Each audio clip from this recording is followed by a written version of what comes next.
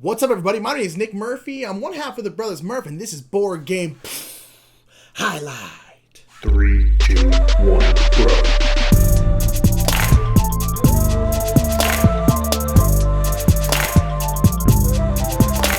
Board Game Highlight is a weekly segment where Mike or I take a segment off the shelf behind us and we highlight it for you. And that's just us talking a little bit about the gameplay, but it's mostly why we really love that game and why we own it. And this week, we're going to take a look at the Phil Walker Harding darling, Baren Park. Phil Walker Harding darling, that's hard to say. Baren Park is a really great polyomino tile laying game, kind of like Patchwork or any of those other kinds of games. And it's set in a world where you are building bear parks, like just a zoo, but only for bears and koalas, apparently, even though those aren't bears. And that's what you're doing. You're getting different kinds of bear tiles like pandas or grizzly bears or whatever like that, and you're putting them in your own park, trying to cover up different symbols. So let's open the box, let's get it down to the table and talk a little bit about why I love it so much. Da bears! Da bears! Da bears, da bears. Yeah, I got a bowl of sausage lodged in the lining of my heart. Rest in peace, Chris Farley. Alright, this is set up for Baren Park. As you can see, all these here are those polyomino tiles I was talking about. They have all different shapes. That's a polyomino tile, means it's just different shaped tiles like Tetris, that kind of stuff. And then everyone will start with their own little bear park. So you start out with this, and this is your park. And what you're going to be doing is you're going to be taking this and you're going to be drafting tiles from this board, and you're going to be laying them down on your park here, filling it up. As you can see, your park tile here has a bunch of different symbols. There's like a couple wheelbarrows, there's some cement trucks, there's little like construction people right here, and then this kind of big roped off hole right there.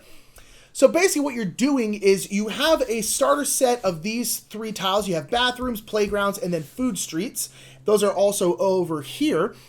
And you're going to be, on your turn, placing a tile somewhere on your board. And then depending on what you cover up, you're going to get more tiles from the main supply board here. So if I cover up a wheelbarrow, that means you look at the wheelbarrow part of the board and I can grab anything in this rectangle right here. So any of these four tiles, I get to choose one of them because I covered up one symbol, and then I get to grab that and put it in my supply. I don't get to place this tile now, but now next turn it comes around, I can place this tile if I want to, or I can just leave it here for a while and decide to place something else. So that's the wheelbarrow spot. If you cover up a wheelbarrow, you get to grab something from the wheelbarrow part of the board. And sometimes you can cover up multiple symbols on your board. Let's say I already had this river. If I put it right here and cover up these two wheelbarrows, I get to grab two things from the supply. Very simple, very straightforward, very easy. That's what Phil Walker Harding does. And the cement truck, if I cover up a cement truck, I get to grab something from this spot right here. And then if you cover up the construction people right here, if I did something like this,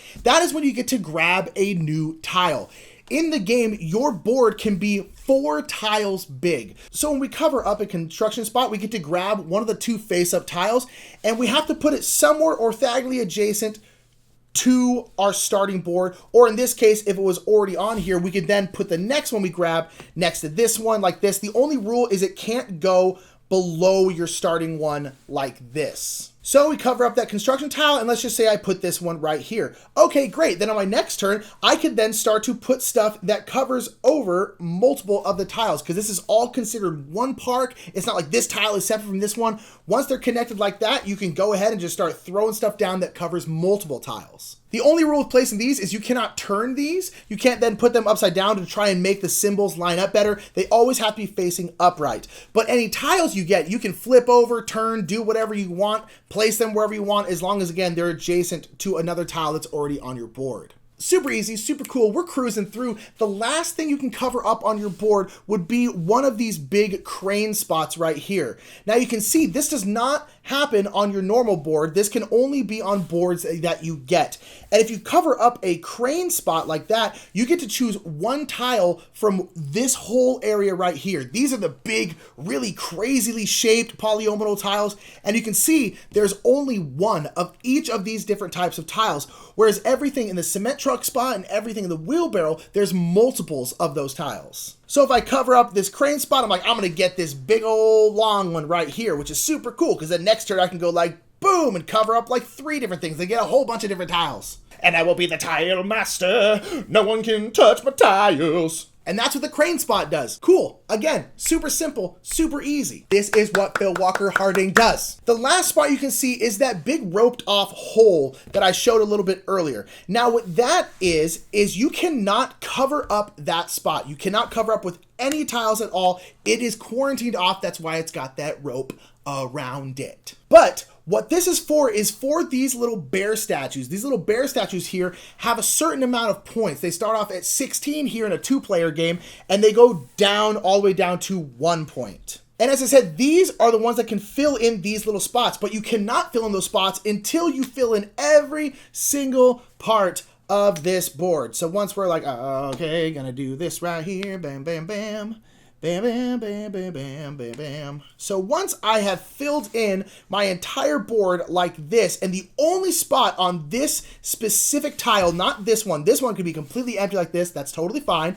On this specific spot, when only this spot is left, then and only then do you get to grab a bear statue and fill in that spot. And the earlier you grab the bear statues, the more valuable they're going to be. And the game will end once someone fills their entire board, including the bear statues. Once that's completely done, then the game will end and we'll score. And the last little twist in the game is there are these tiles over here, which are different like schematic tiles. And they want you to have tiles in a certain order on your board. So this one right here calls for food streets, which are these streets right here, to have 3 of them in a row, just like that. So in this case, if I got 3 of these in a row, I would get this tile and I would get 9 points.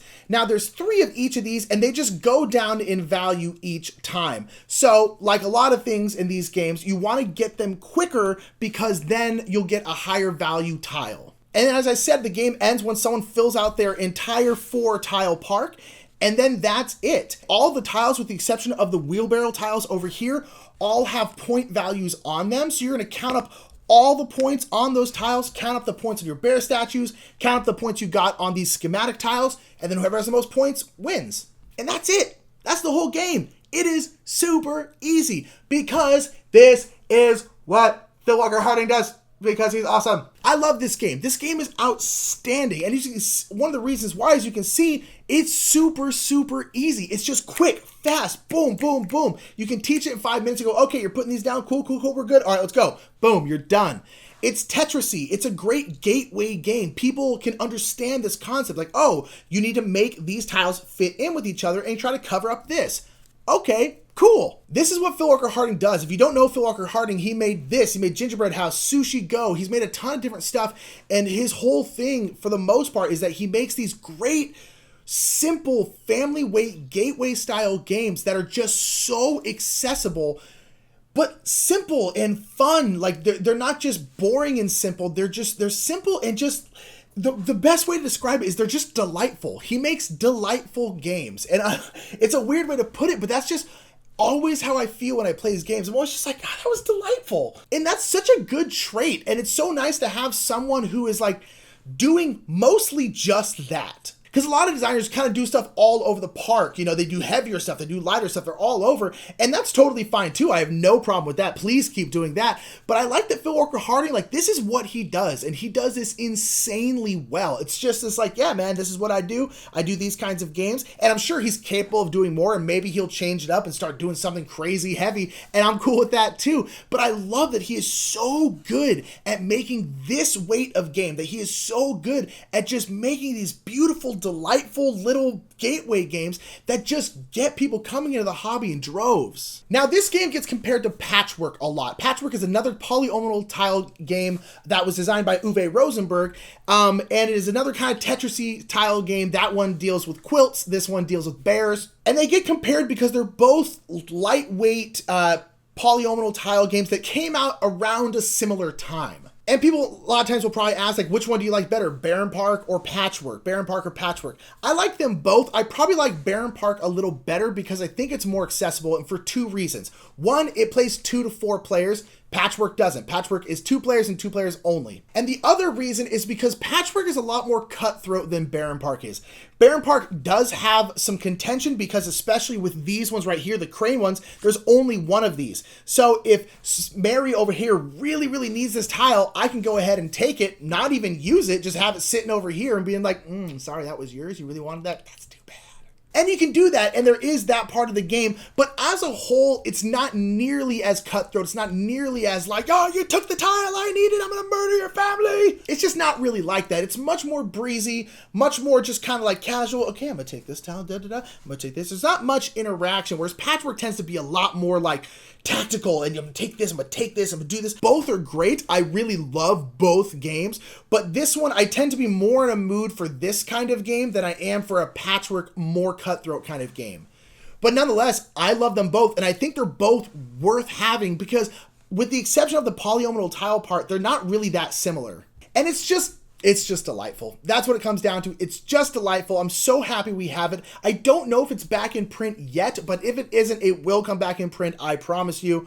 It's just too lovely not to. It's just a game like this has been a big hit, and it'll come back. I believe there's an expansion coming out for it with like grizzly bears or something like that. I don't care. I'll buy it. I love it. And that's going to be it. That is all of Baren Park. It's simple. It's quick. It's easy. If you like these kinds of games, if you're looking for a great gateway game to get new gamers into it and they like Tetris or you think they might like this kind of little puzzly game, get it if you can find it. It's just outstanding. Phil Walker Harding, you're just the best. But nonetheless, that's going to be it for me. Please make sure to like and share this video and subscribe to the Bros Murph if you haven't already subscribed to us. Thank you so much for tuning in. You've been here checking out Baren Park with me here on Board Game Highlight. Have a good one.